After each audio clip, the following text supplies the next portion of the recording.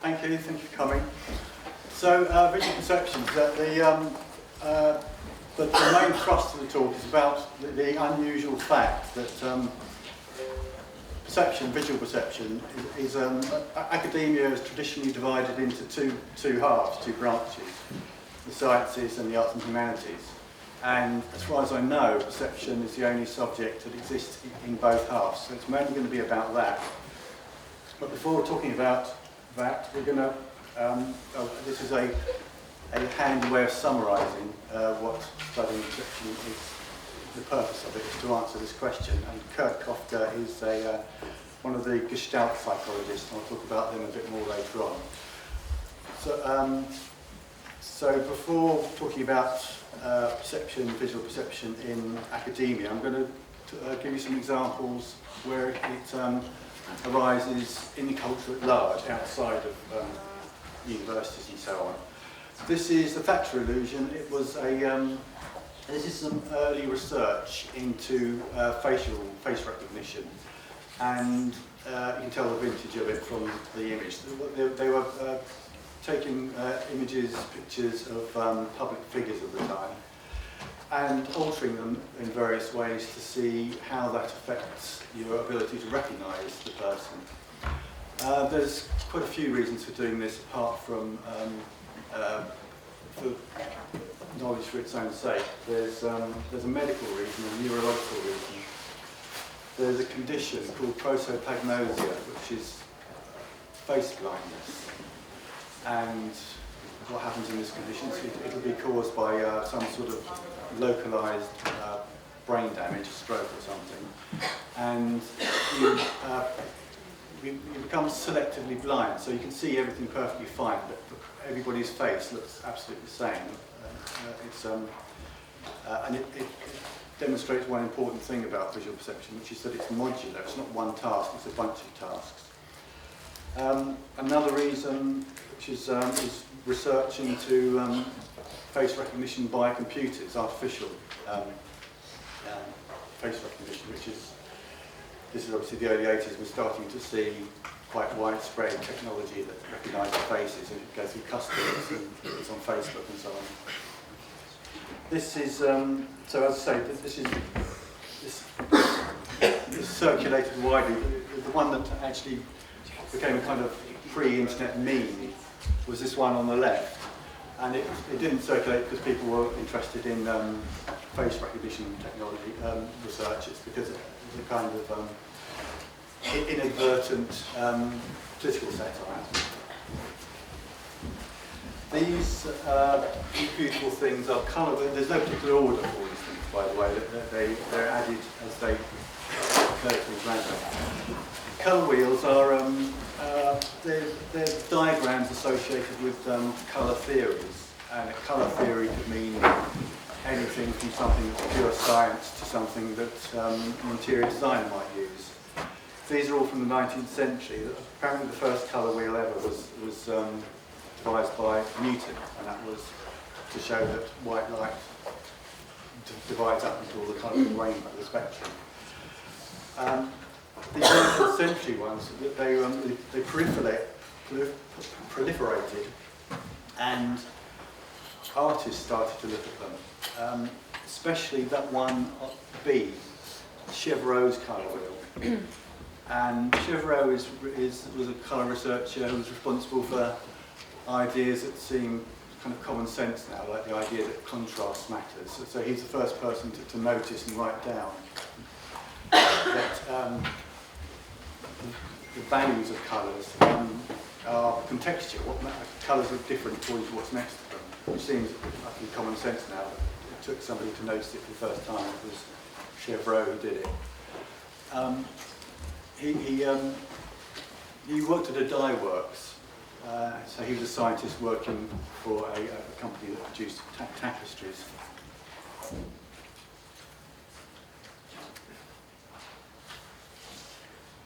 There are two art movements associated with visual perception. One is pointillism and one is op art. So this is a painting, famous painting by Seurat. And Seurat was amongst the artists who were looking at these colour wheels, especially Chevreul, And it's on record, he spoke about it a lot, and it's on record that he was very interested in it, the science of colour. He was hoping to optimise his colour effects by using colour theory. An idea that art critics and art historians have been circulating for a while that isn't right, actually, was that he was using colour theory directly and using something called optimal mixing, which is basically what you use in printing. So some books about Seurat will say that he got his colour effects by using dots of 3 primary colours in different densities. He wasn't mixing anything on the palette, it was all mixed optically. They could have told just by, if you look closely at any painting by Seurat, you can see that's not true. But so the relationship to theory is a kind of creative misuse of it. He wasn't directly using the theory, but the idea that he was somehow strong in the work. And the other kind, op art, Bridget Riley. Op art is a movement where it's almost a one-person movement, really. There are other artists associated with it, but it's really Bridget Riley. And another another example of something that's regularly said that probably isn't true is that she used optical illusions in her work, uses optical illusions in her work. She almost always doesn't. But her work is a kind of geometric abstraction, really. But there's the odd example of something that is classed as an optical illusion. In this one, it's called the moire effect. Moire is a kind of fabric where you can have 2 different coloured threads woven together, and it gives a kind of shimmer. And she achieves a similar sort of effect with black and white waving lines here. This was, at one point during the First World War, about half of the Royal Navy was painted like this. It was, as you can see, it's not really camouflage as such because it makes them extremely visible. The idea was that the ships were being targeted by U-boats or torpedoes, and torpedoes move very slowly. So for a torpedo to hit, it has to be able to accurately gauge the path and distance of its target. And what was supposed to happen with dazzle camouflage, which is mainly implemented by a British artist called Norman Wilkinson, it was supposed to make it difficult or impossible to get the range and path. What do you call it with ships? Anyway, the direction it was going, the ship, so to make them impossible to hit with a torpedo. The jury is still out on if it really worked or not, but a fleet all painted like that, and it was also important that each ship was painted differently for it to work, for it to disrupt vision. So whatever its effect on the U-boat's ability to hit them, it was a spectacular thing, and apparently Picasso was very into it. This is an internet meme a couple of years ago, Ninio's extinction, and what happens is that it becomes there's 12 dots on it, and it's impossible to see all 12 dots at the same time. The dots in peripheral vision disappear, and you just see a continuous grid, grey grid. And we're going to go back and talk about a theory of why that happens a bit later on. The dress is another internet meme, and it was a photograph taken at a wedding in Scotland, and this not very good apparently photograph circulated because some people see it as a white and gold dress, some people see it as a black and blue dress, and whichever group you belong to, you can't see it the other way. And there's not a full explanation of why this happened, except it highlights an aspect of a theory about visual perception, which is that it involves decisions. It's not neutral and passive. You're deciding what you see, and some visual stimuli unusual ones fall exactly on a threshold where half of us see it one way and half another. Stereoscopes. So this is a card from a stereo. For a stereoscope is a kind of viewing instrument, and you bought these cards with these doubled images. And it's the earliest. There's lots of kinds of 3D entertainment now. Movies is the main one we come across nowadays. And the idea with it is that the vivid 3D vision happens when you have binocular disparity. In other words, where the view from each eye is very, very slightly different. And the process by which the two images are combined is called stereopsis, and there's a lot of research about what actually that process is and what it involves, and how computational it might be. I found out recently, in fact I found out the other day, that Brian May, from Queen, is now marketing a new stereoscope thing called the Owl. And 3D movies, they all work with this binocular disparity, that they rely on each eye seeing something different. With 3D movies, you either get red and green lenses, and a red and green image, so that the image, the part of the image that's the same colour as the lens looks black, and that gives you the two distinct views from each eye, which are then blended in stereopsis. And with the newer type, where you just have what look like dark glasses, it's polarisation, so each lens has a grid on a different orientation to filter out light waves of different orientations. This was a kind of this was a craze in the 90s, the autostereograms, and it doesn't look like, it's another 3D thing. It doesn't look like two images, but it is. It's two random dot stereogram images superimposed but slightly misaligned, and so it's two exactly repeated patterns, apart from there's the outline of an image in dots that don't match either of the patterns, and you see the image by some people have an aptitude for it, but some people don't. I've given myself lots of really bad headaches trying to do it, because when you see it, you know you see it, the thing pops out. And if you do have a knack, and the knack has to do with focusing either before the picture plane or beyond the picture plane, then you'll see a shark. And finally, the Matrix. So the famous sci-fi film, some of you might have seen it. What happens in the Matrix is that they discover that reality, the reality we inhabit now, it turns out is a virtual reality, and it's being fed to us by by bypassing the sense organs altogether, and there's a plug feeding reality directly into your brain, in the back of your head. This is the bit still from the film when he finds out what's happening.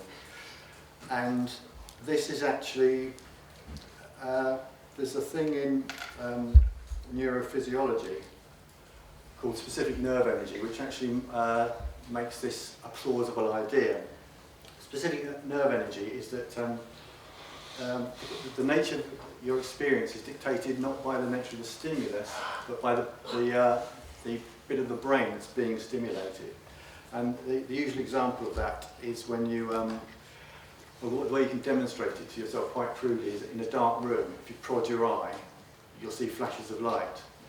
And that's because there are cells in your retina which any stimulus at all they think is light. So you can inhabit an entire world through direct stimulus of the visual cortex. You don't need your eyes, basically, to have visual experience. So that's visual perception outside academia. These are the two academic approaches. science and arts and humanities. In the arts and humanities, in our half, it's mainly a subject in philosophy. So I'm going to look at a couple of philosophers. This is Austin, who, another thing that's generally divided into two halves is philosophy. There's a traditional division of philosophy into continental and analytical. And in art school, you will, in the theory bits of art education, you will encounter some philosophy, but it will almost all be continental philosophy. So I'm going to talk more about that, but this is just a quick example of a so-called analytical philosopher, Austin. And he wrote this book, Sense and Sensibilia, and his approach, the characteristic approach of his kind of philosophy was to look at a philosophical problem and say, does this need to be a problem at all? Perhaps it's an artificial problem created by being described in using unnatural philosophical language. So an example would be, is the meaning, asking the meaning of, what's the meaning of life, really a question that's worth asking? Because we can say that signs have meanings, words have meanings, sometimes actions can have meanings, but perhaps asking of life, does it have a meaning? It's a bit like saying, does life have a colour or a height? It might just be a weird use of words that creates what looks like a problem that doesn't exist. So his approach to the philosophy of perception was to question the need for there to be a philosophy of perception at all. That's all I'm going to say about him, apart from one thing, which is that, as I said, analytical philosophers don't generally get mentioned in art schools, but there is a word, performativity, which circulates a lot in art discourse, that Austin originated. Merleau-Ponty, so the work that's most associated with perception, the work of philosophy, is this book by Maurice Merleau-Ponty, Phenomenology of Perception. It's a massive, it's not the easiest read in the world. In fact, it's in places it's almost unreadable.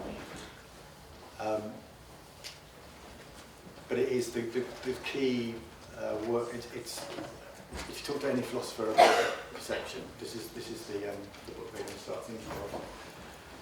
And before I talk about the book in a little bit more detail, these are just to roughly define phenomenology, which is a school of philosophy. It comes along a bit later, kind of later in the day in the history of philosophy, when it started to divide into a bunch of subsections and smaller subjects: ethics, ontology, epistemology, logic, aesthetics. And the phenomenologists come along at the time when this fragmentation is happening, and they start to think none of these things matter unless they can figure somehow an experience. And so surely the level at which the broadest, the most important level at which philosophical discourse should be happening is around experience itself. That should be the subject matter of philosophy.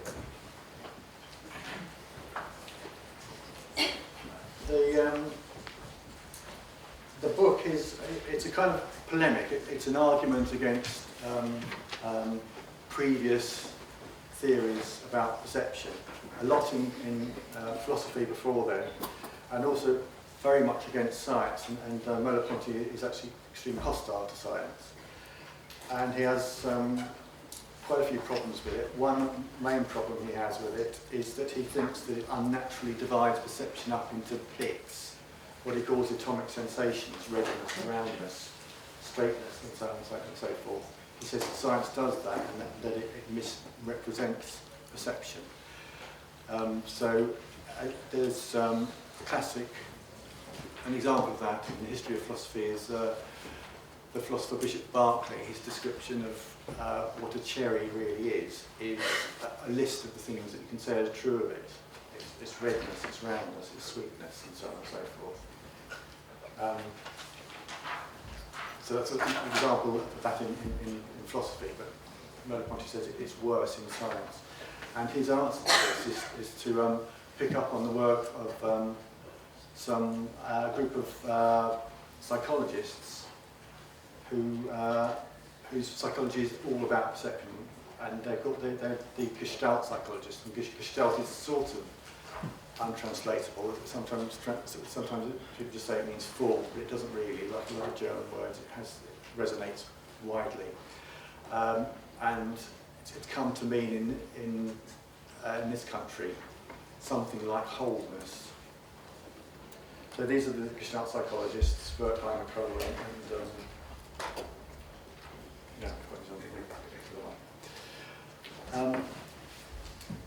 and they devised these rules. So they decided that what perception basically is a way of organising things into groups, into wholes, and they devised this list of ways of organising.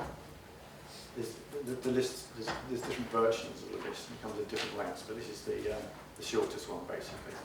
And these are these standard illustrations of what is meant by those organisational principles. So proximity, so the way these white dots are felt to be part of wholes is by whether they're close to one group or another, belonging to groups in other words.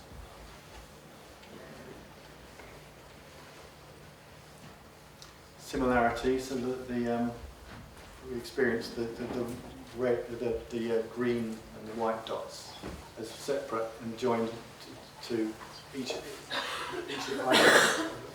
the two groups, the green group or the white group. Continuity with lines. So there are ways of passing this image. There are a couple of ways you could go. So you could feasibly go the way at the end, C. You tend not to. What our perceptual habits like to do, as it were, is to organise it this way, because we like flowing lines like that.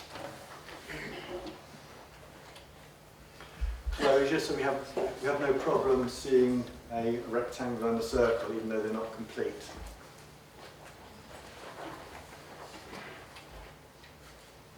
So unconsciously joining things up where there seems to be a reason to do it. Figure ground, this is the standard illustration of the figure ground, so we naturally organise things into figure and ground. It's a bit odd that this is the standard illustration of it, because it famously is an illustration of there being an ambiguous figure ground relationship. It's a famous optical illusion. The face vase illusion, Rubin's vase, face vase. And the final Gestalt principle, this again is a standard one, and the word stays in German because Pragnanz has nothing like an English equivalent. And, an attempt at an English equivalent is pithiness, which is not much help really. And but it's a word that resonates with people who are in art schools, because it means something like looking right or seeming to hang together.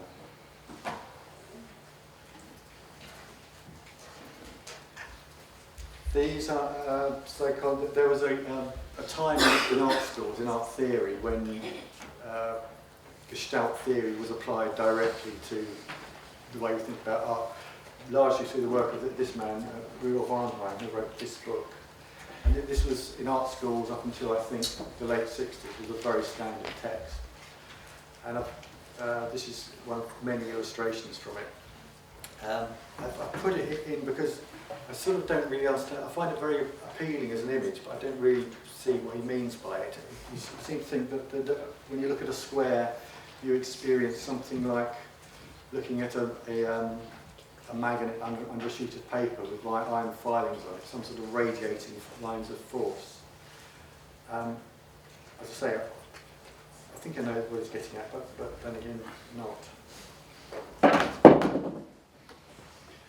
That's a really quick gallop through the philosophy and a bit of the kind of psychology that is halfway between science and psychology and philosophy. So this is the science, where the science is now of perception. Cognitive psychology, and that's the way psychology is being taught now. Cognitivism is the dominant mode, and as an approach to perception, it's so cognitivism is a way of approaching philosophy that thinks of it as being mainly a way of processing information. So as an approach to perception, that's its theory about what perception is. Perception is a way of it's a process, and it's a process involving information. So if you think about it in terms of experience, it's the way we experience perception, as is immediate and whole and unmediated, is utterly unlike what it actually is, which is a process that takes place over time, and it's in bits. So in cognitivism, it's like what perception is it begins with the eyes, but all the eyes do is grab bits of data on their own, meaningless bits of data, which then have to be processed through the brain. And the occipital cortex, the bit of the brain that deals with vision, is actually quite big. So that makes it seem quite plausible that an awful lot of vision goes on in the brain and not in the eye. The eye just starts it. And the basis of the evidence for this idea is called poverty of stimulus, and that is the recognition that what all the retina does. The retina doesn't collect images; it collects bits and pieces that the brain builds on to develop whole images, seemingly instantly, but it takes place over time, and seemingly all in one, but it takes place in bits. So if you imagine, an analogy would be, suppose you go into a completely dark room with a maglite torch, and you flash it on and off half a dozen times, and then you have to describe the contents of the room from those little pinpoints. According to the cognitivist model, that is basically what you really are doing.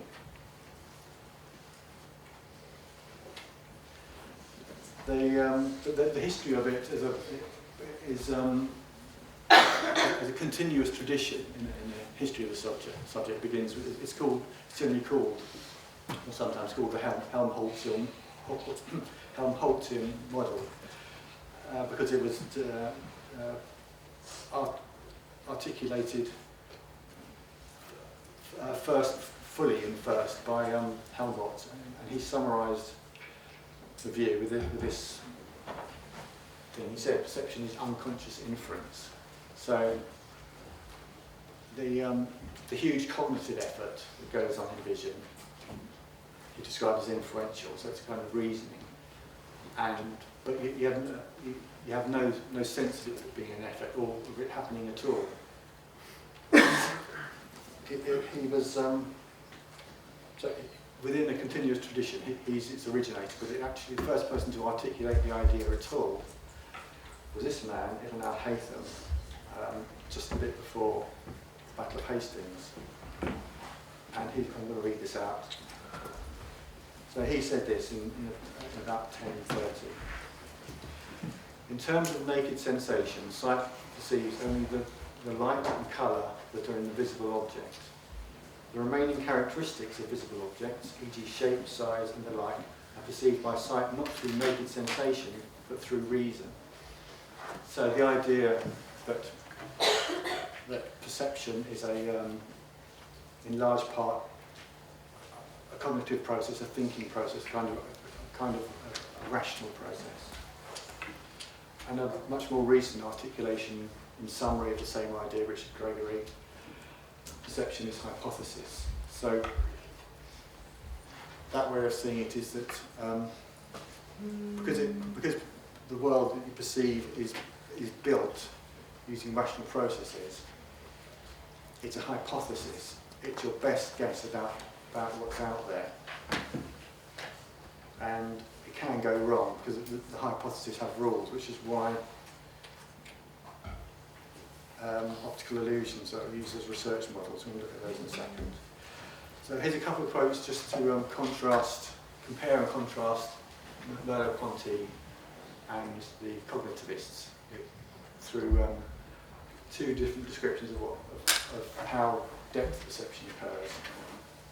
So this is Merleau-Ponty, and his term for what we now call cognitivism is intellectualism. How could we claim that the perception of depth is derived from the difference between the images provided by the right and left eyes respectively, since none of these signs is clearly given in consciousness, and since there can be no reasoning where premises are lacking? And here's a quote from a standard textbook that you will get if you're studying psychology.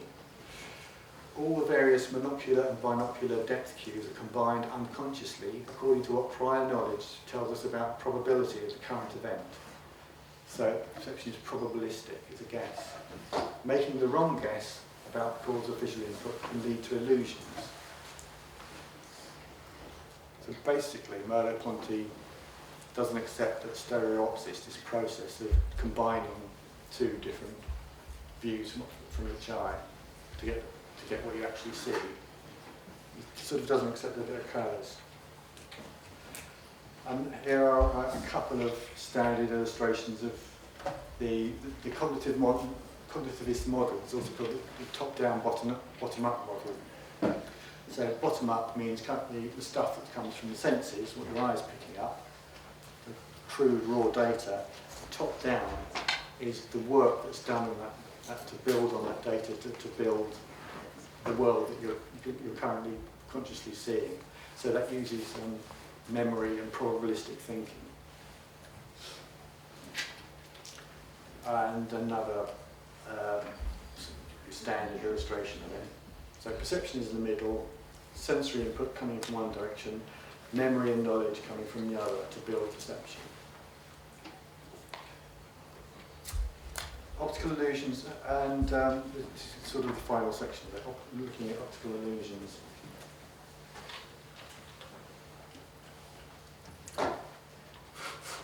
So usually optical illusions, if you encountered them at all, they'll be sort of games like the 3D viewer, and you get them in magazines or the Magic Eye thing. Those are all optical illusions. And most of them begin as research tools.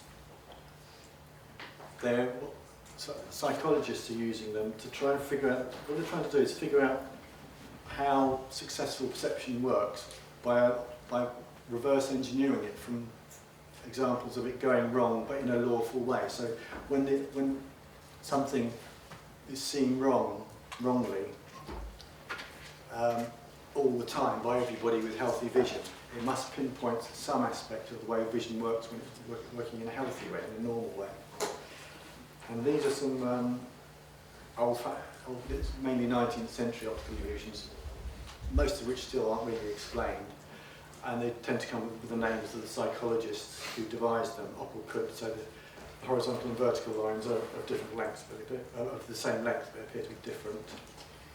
Muller-Lyer, again, two identical lines appearing to be of different length.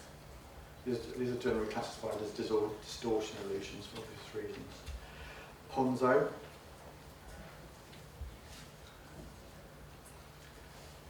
Two parallel lines that appear to curve.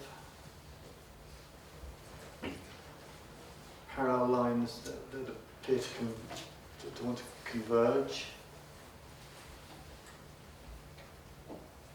Cafe wall illusion. This is by a chap, Richard Gregory, who said perception is hypothesis. Again, it's parallel lines that appear to want to converge as to get towards the edge. And this is a completely different sort of optical illusion. It's called a bistable figure. I wouldn't personally really class it as an illusion at all, but it's a figure that bears two possible interpretations, and you're supposed not to be able to see both at the same time. I've added it as a personal favourite. Now, this is the much more recent generation of optical illusions. and all obviously done using computer drawing. And these sorts of illusions are very susceptible to different viewing conditions, so hopefully it's working for everybody. Are these things appearing to rotate? No? Mm-hmm. Yes, yeah. Most of you. It's slightly out of focus, which actually diminishes the effect slightly, unfortunately. Anyway, so I'll go through a few of these and try to explain what the principle about perception that they are considered to be evidence of. These are all by the same man, a Japanese psychologist called Akiyoshi Kitaoka.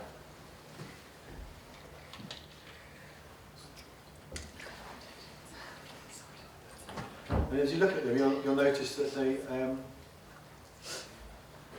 characteristic with all of them is having a repeated motif with a dark and a light side on a easily identified pattern, a radial in this case. And these appear to move shows one thing, which is that for the perception of motion to occur, a basic necessary condition is not that something actually be moving.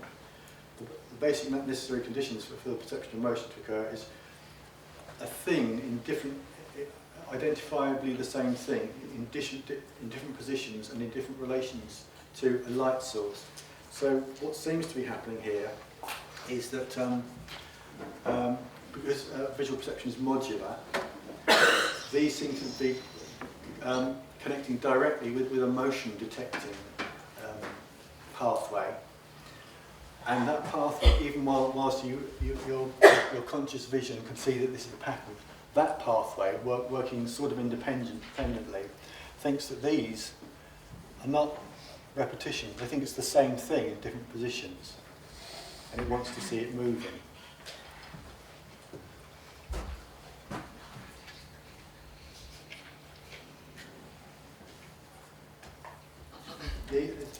Edward Adelson, he does mainly concentrating on these brightness illusions. And in this one, this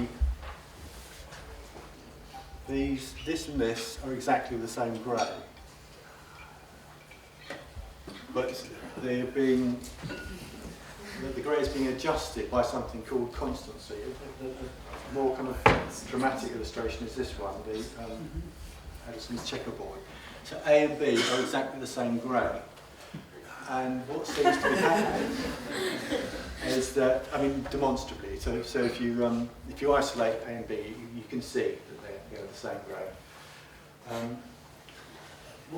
What vision has to do, to give you reliable information about the world around you, is discount fleeting ephemeral lighting conditions. So what it does is it adjusts values. So the part that seems to be under shadow, that it has reason to believe is under shadow, it brightens because it knows that it's a black and white image. So that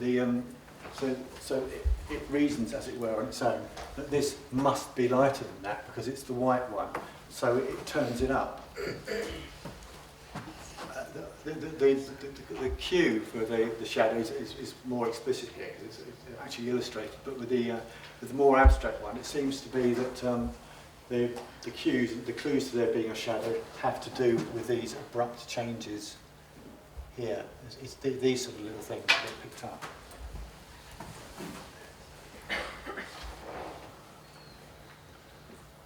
Same sort of thing by a man called Bo Lotto, who works at the University of London.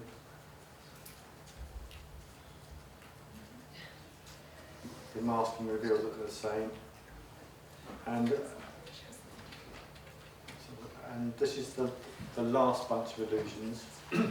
This is called neon colour spreading. And what tends to happen, and different people get these illusions with different strengths, and nobody knows why, but apparently for some reason older people get them, the experience less strongly. the ground is uniform white, but you tend to feel there's a bluish tinge going through the bit where the lines are blue. And this is a little bit more controversial, but the theory about what rule is being applied by the visual cortex, by the visual brain, is that it's trying to work out what's the most likely explanation of the abrupt changes of colour of these lines. And the most likely explanation would be that there's a spot of blue light. And so it adjusts the perception to make it consistent with what is probably happening, and it adds blueness in the white. Same sort of thing.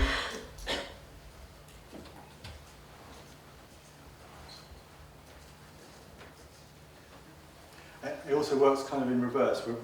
This still counts as neon spreading, but it's not neon. It's the apparent darkness here, a kind of shadow effect. Okay, we're actually right near the end. Another one. And I'm going to finish on this one, going back to Ninio's extinction illusion. So the use of, I'm trying to leave you with the idea that perception uses conjecture. The theory about why this happens is to do with something called filling in. When you get repeated patterns or textures, so the eye is taking these little snapshots, these little kind of nuggets of information. So say it takes that, and then it extrapolates from there. It seems that the patches of information have a kind of a natural size beyond which repetitions aren't held to be going on. So it understands things not to belong to a pattern. So the filling in of your brain will cause you to see a full grid from that and that. But because these dots are just far enough apart for it not to be, the brain want to see it as belonging to a pattern. If you're looking at this central bit, you'll not see these. So the brain's going, so when your brain sees a pattern, it goes, okay, there's a bit of a pattern here and there's a bit of a pattern there, so what's going on around it is likely to be the same, and what's going on between those two bits is likely to be the same, so you see that. So you're seeing what is most likely to be there, given what your sense organ has detected. It's called filling in. That's it, that's the end of the talk.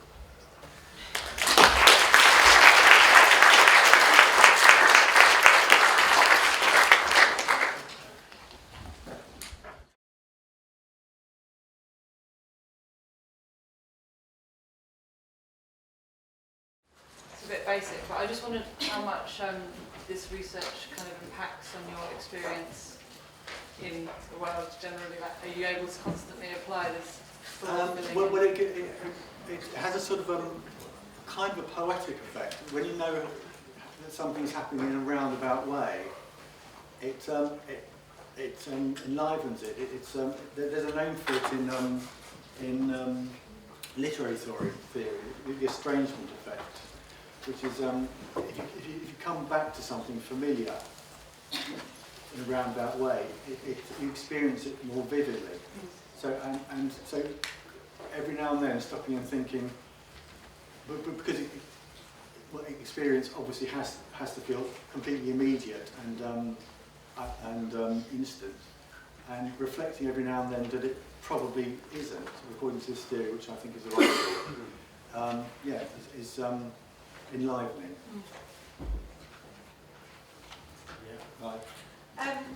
I came across some lectures recently with a current neuroscientist who was doing some brain scanning imaging work in order to kind of reveal, I suppose, objective ideas of beauty.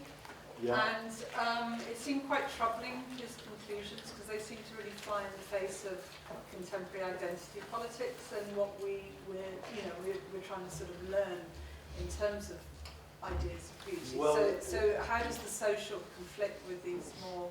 Well, there's almost a direct conflict between neuroaesthetics, which is what you're talking about, which is seeking to identify universals, which would seem to accord with an old-fashioned idea about art, and the very little attention that's being paid to cultural specificity, which is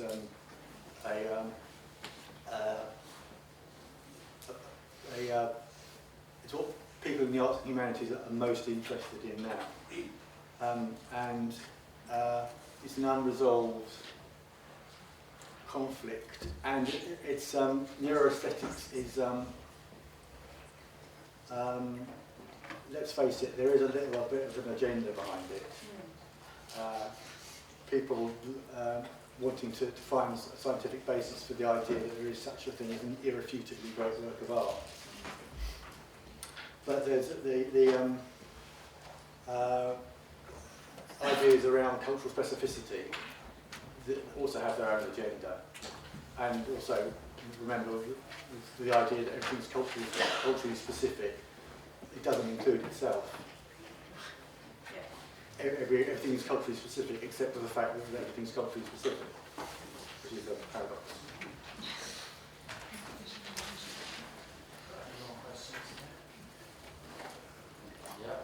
Yeah.